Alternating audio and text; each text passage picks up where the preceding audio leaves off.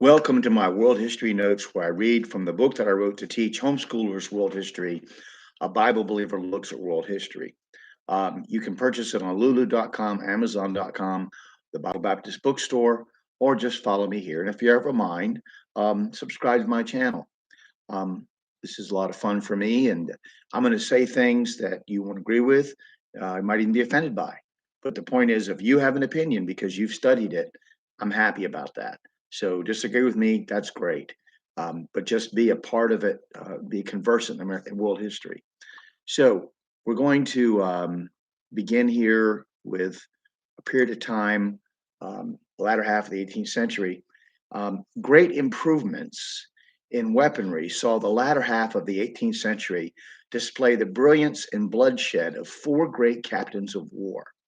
Frederick II of Prussia, called Frederick the Great, George Washington in America, who managed to lose almost every battle and yet win his war, Napoleon Bonaparte, whose star began to rise, and Horatio Nelson, whose command of the ocean for Great Britain would shatter all old naval tactics. George Washington is usually discounted as being a brilliant commander, but many military historians applaud the way he persevered against great odds to achieve ultimate success.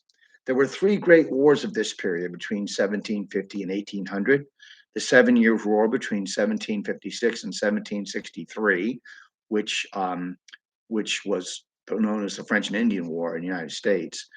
It was the first real world war. Call it World War Zero if you want to.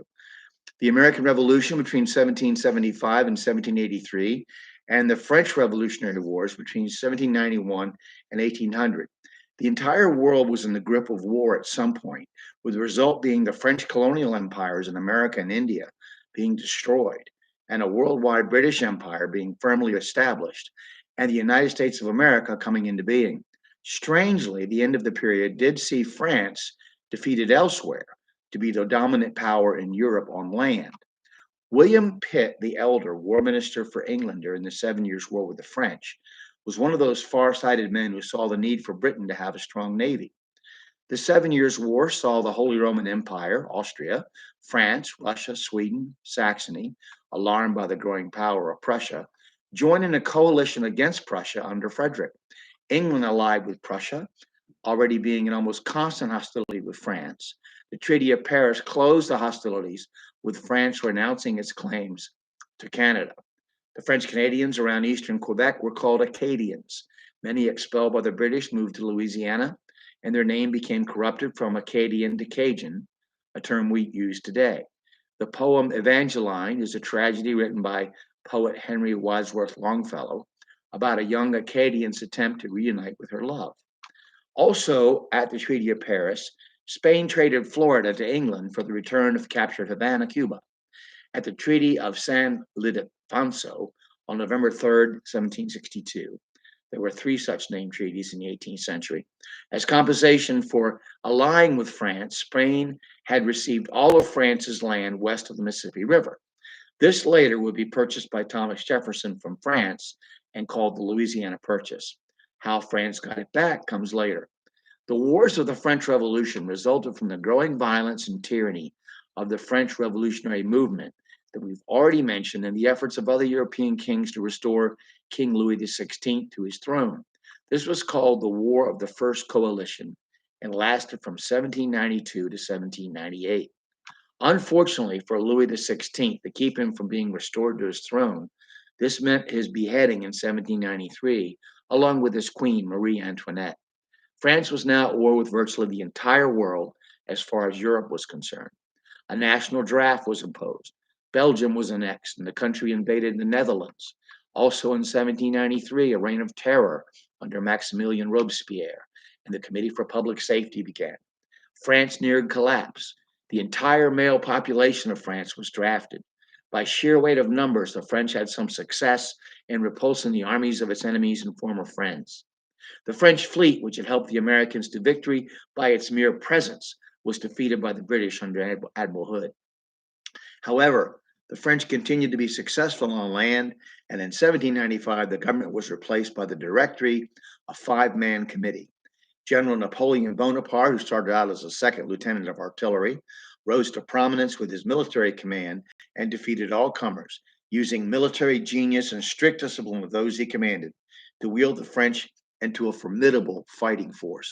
He ruled France as the first consul of the French Republic in 1799, but then, after a failed plot to kill him, which he used as an excuse to restore the hereditary monarchy of France, had himself declared Napoleon I Emperor of France in 1804. And unlike Charlemagne, he took the crown from the Pope's hands and crowned himself. Some saying this was his refusal to acknowledge the Pope's supremacy. Excuse me. Interstitial lung disease, while others say it was planned in advance by all parties. He crowned his wife Josephine as empress. Napoleon was at constant odds with Pope Pius VII, who desperately wanted the return of the Papal States.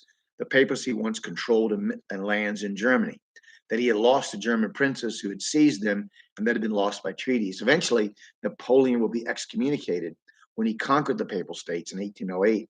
France had conquered them previously in the 1790s, but restored them to the papacy in 1800 and annexed them to France. The Pope was then kidnapped, although some say not by Napoleon's orders. Nevertheless, Napoleon did not offer excuse me, his release, and he remained in confinement for 6 years, being pressured to give up his power altogether or to sign a concordat with Napoleon. Concordat. He was restored in 1814 by the British as they chased Napoleon down. He then asked for better treatment of the former emperor, exiled on St. Helena Island after being defeated. Excuse me. For the last time at the Battle of Waterloo, having escaped from his exile on the island of Elba, and governing France for 100 days. One really great work of literature, fiction to read about this era is War and Peace by Leo Tolstoy.